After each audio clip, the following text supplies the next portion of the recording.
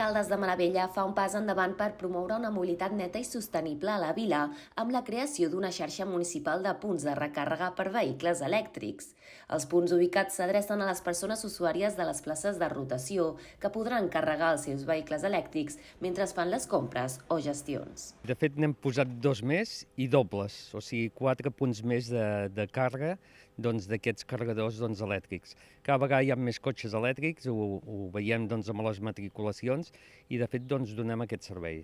Properament s'haurà de pagar aquest servei perquè de fet fins ara era gratuït i era per iniciar la participació en els cotxes elèctrics. Els carregadors van al centre del poble i de fet els hem posat propers als transformadors elèctrics que tenim.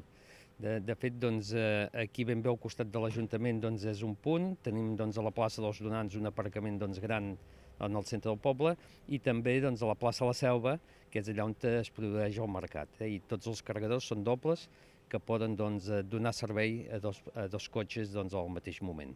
Tot dins un projecte de medi ambient, de desenvolupament i que això és la primera fase, com els camins que han de portar a les urbanitzacions perquè s'hi pugui anar amb bicicleta, carregadors de bicicletes, etc. Tot aquest projecte en global és allà on encaminem el nostre poble Caldes de Malavella. El municipi dota de major cobertura de recàrrega una zona que es considera estratègica, tant pels residents que ja disposen de cotxe elèctric com pel turisme, ja que es tracta d'un sector econòmic primordial i de futur per la zona.